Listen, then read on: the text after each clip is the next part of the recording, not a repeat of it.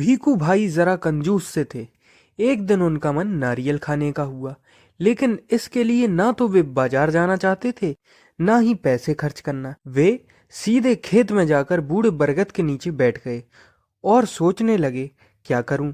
फिर उठे, घर आए, जूते पहने और छड़ी उठाकर बाजार निकल पड़े, केवल यह जानने के लिए नारियल आजकल कितने में बिक रहा है। बाजार में जब नारियल वाले ने पूछने पर बताया कि एक नारियल 2 रुपए में है, तो भीखू भाई की आंखें फैल गईं। उन्होंने कहा, बहुत ज्यादा है, 1 रुपए में दे दो।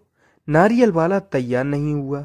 भीखू भाई ने उससे पूछा, अच्छा तो बताओ, 1 रुपए में कहाँ मिलेगा।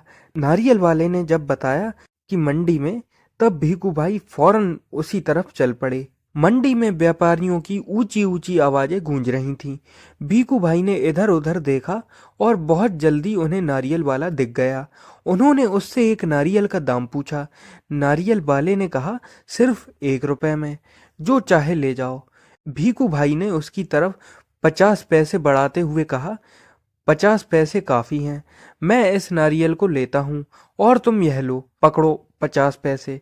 नारियल वाले ने झट से उनके हाथों से नारियल छीन लिया और कहने लगा, हो सकता है बंदर ग्रह पर तुम्हें 50 पैसे में मिल जाएगा। भीखू भाई सागर के किनारे एक नाव वाले के पास 2-4 नारियल पड़े थे, तो वे उससे पूछ बैठे, एक नारियल कितने में दोगे।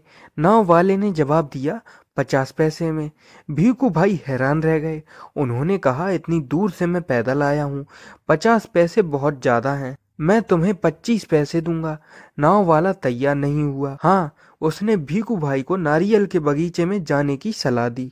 भीखू भाई जब नारियल के बगीचे में पहुंच गए, वहां के माली को देखकर उससे पूछा, यह नारियल कितने पैसे में बेचोगे। माली ने जवाब दिया, बस 25 पैसे में एक।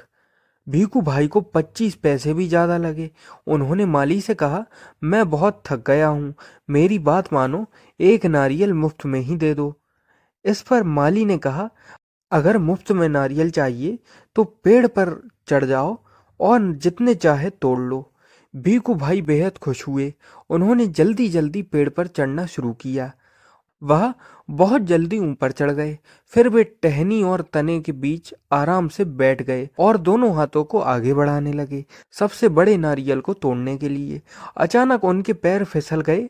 उन्होंने एकदम से नारियल को पकड़ लिया। उनके दोनों पैर हवा में झूलते रह गए। उन्होंने माली से मदद की विनती की। माली ने मदद देने से मना कर दिया।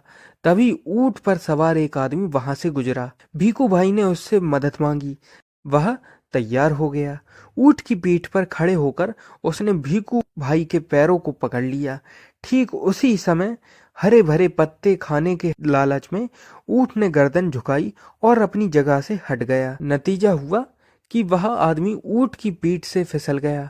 अपनी जान बचाने के लिए उसने भीखू भाई के पैरों को कसकर पकड़ लिया।